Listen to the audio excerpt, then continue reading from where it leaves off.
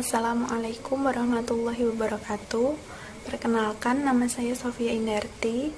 Di sini saya akan menjelaskan review jurnal saya mengenai preparasi kitosan sebagai zat aditif alami. Nah, di sini saya gunakan 5 jurnal yang berkaitan dengan kitosan sebagai zat aditif alami. Untuk jurnal yang pertama, di sini tujuannya yaitu untuk membuat nanopartikel kitosan ZNO, dan keduanya itu untuk mengetahui aktivitas anti jamurnya nanti. Nah, kita tahu bahwa kitosan itu banyak digunakan sebagai pelapis untuk menjaga kualitas dari suatu makanan dan sebagai fungisida bioaktif.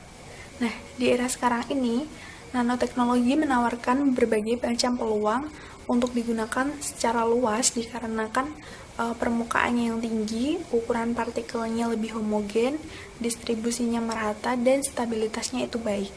Sehingga banyak sekali digunakan di berbagai bidang terkait nanoteknologi. Nah, metode yang digunakan kali ini dalam reparasi kitosan adalah metode kimia, karena metode ini sangat umum untuk digunakan. Di sini dilakukan karakterisasi FTIR untuk nanopartikel kitosan dan nanopartikel kitosan ZNO. Pada gambar terdapat grafik atau spektra dari FTIR nanopartikel kitosan. Nah, di gambar 1 ini terdapat peak pada 3356 yang menunjukkan vibrasi NH2 dan OH, yang bukan vibrasi NH2 dan OH. Kemudian ada peak pada 1547, yaitu terdapat vibrasi amida. Kemudian pada 1647 terdapat vibrasi amida. Sedangkan pada gambar 2, yaitu FTIR dari CSZNO atau nanopartikel kitosan ZNO, terdapat peak pada 1643, terdapat vibrasi CONH2, kemudian peak 903, terdapat vibrasi anhidrocencin glukosida, kemudian peak 3308, terdapat vibrasi amida primer, kemudian 3333 terdapat puncak utama CSZNO, dan di situ terdapat mode peregangan NH2 dan OH. Kemudian 2978 terdapat peregangan CH3 yang berasal dari kitosan. Kemudian pada peak 2885 terdapat peregangan CH2 dari kitosan. Dan peak pada 580, rentang 400 sampai 580 terdapat vibrasi OZNO. Kemudian di sini dilakukan juga uji pada dua jamur yang biasanya terdapat pada bambu, yaitu Trametes versicolor dan Vomitopsis palutris. Nah, di sini digunakan dua macam konsentrasi, yaitu 0,1 dan 0,01. Pada konsentrasi yang lebih besar, yaitu 0,1, persentase inhibisinya didapat lebih besar. Nah, penentuan persentase inhibisinya ini menggunakan rumus persentase inhibisi sama dengan ME min MT per ME kali 100%. ME di sini adalah miselia yang berasal dari kontrol, sedangkan MT ini miselia yang sudah diberi penambahan kitosan ataupun kitosan ZNO. Kemudian jurnal yang kedua tujuannya yaitu untuk ekstraksi kitin dan kitosan yang berasal dari limbah kulit udang. Nah, kitosan sendiri merupakan polimer yang menjanjikan dan terbarukan yang sekarang ini diaplikasikan dalam berbagai bidang yang sangat luas, khususnya di bidang farmasi dan biomedis industri. Nah, preparasi yang umum digunakan yaitu preparasi yang menggunakan metode kimia. Di sini prosesnya digunakan HCl dan NaOH menggunakan autoclave pada suhu 100 derajat. Nah, pada slide ditunjukkan struktur kitin dan kitosan. Kemudian ada selulosa karena kitin ini merupakan polimer alami terbanyak setelah selulosa, dan kitosan ini merupakan derivat dari kitin.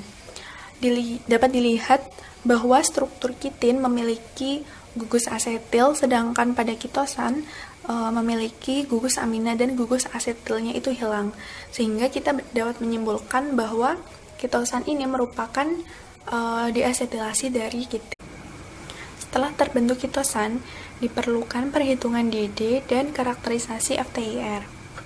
Penentuan DD dilakukan sebagai parameter fisikokimia, dan DA ini atau DD berpengaruh pada efektivitas aplikasi kitin atau penkitosan nantinya.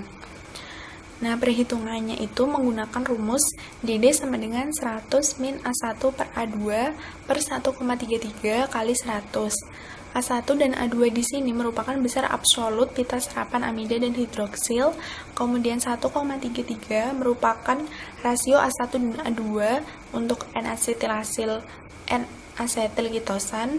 Kemudian karakterisasi FTIR-nya di sini karena spektranya kurang jelas, maka saya sebutkan peak-peaknya. Untuk yang pertama terdapat peak 3422 hingga 3425. Nah, di sini terdapat vibrasi NH, OH, NH2 yang terdapat dalam kitosan itu berada dalam jumlah yang berbeda-beda.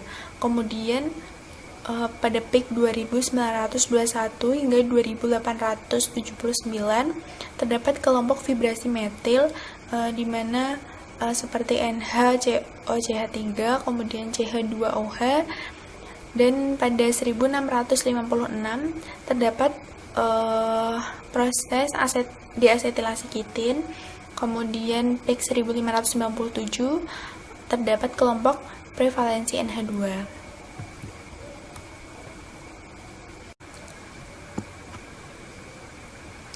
Kemudian jurnal yang keempat, yaitu tujuannya untuk mengetahui pengaruh aplikasi kitosan pada beberapa sayuran. Nah, sayuran di sini yang digunakan yaitu ada terung, paprika, dan tomat. Nah, kitosan adalah polisakarida alami yang terdiri dari kopolimer N-asetil D-glukosamin dan residu D-glukosamin yang kemudian dihubungkan oleh beta 1,4 ikatan glikosidik. Nah, kitosan dianggap merupakan bahan yang aman sehingga memiliki potensi sebagai bahan pelapis pasca panen dalam pengawetan makanan. Nah, untuk pembuatan larutan kitosannya sendiri, nanti dibuat kitosan dengan dua variasi, yaitu yang memiliki 1% dan 3%. Kemudian dilarutkan pada 0,25 normal HCl, kemudian disentrifugasi, kemudian ditambah 1 normal NaOH hingga pH-nya mencapai 5,6. Nah, di sini dilakukan pengamatan selama 8 hari, dan pengamatannya dilakukan mulai dari segi bentuk, ukuran, dan warnanya. Untuk terung sendiri, pada gambar yang atas, yang pertama, itu merupakan sampel pada hari pertama, dan gambar yang bawah adalah sampel pada hari ke-8. Nah, di sini terlihat hasil pengamatan pada penambahan 1% kitosan tidak terlalu terdapat perubahan yang signifikan, sedangkan pada penambahan kitosan 3% bahkan tidak terdapat perubahan pada sampel. Namun pada sampel kontrol yang tidak diberi kitosan terdapat berbagai perubahan seperti mulai muncul keriput, kemudian ukurannya menyusut atau menciut, dan teksturnya itu menjadi lembek atau lembut. Kemudian pada paprika pun begitu. Dengan penambahan 1% kitosan, muncul perubahan itu saat pengamatan hari ke-5. Sedangkan pada penambahan kitosan 3%, muncul perubahan pada hari ke-7. Selanjutnya pada tomat, bahkan pada penambahan 1% dan 3% tidak terdapat perubahan pada sampel selama 8 hari. Sedangkan pada sampel kontrol, muncul perubahan saat hari ke-6. Sehingga dapat kita simpulkan bahwa kitosan ini dapat digunakan sebagai pelapis makanan yang memberikan penundaan kerusakan pada sayuran ataupun buah. Sedangkan pada jurnal kelima, di sini dilakukan sintesis nanokomposit kitosan ZNO dan fabrikasi dengan ramuan cyanodon daktilon.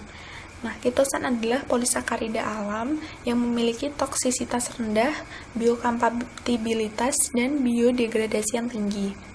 Sedangkan nano ZNO biasanya itu digunakan dalam aplikasi biomedis dan rumput cyanodon daktilon digunakan dalam obat-obatan yang menunjukkan aktivitas antibakteri.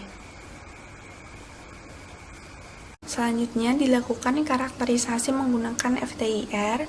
Yang pertama yaitu spektrum FTIR C2. Di situ terdapat peak 3405 dan 3280 yang menunjukkan vibrasi NH2 dan OH.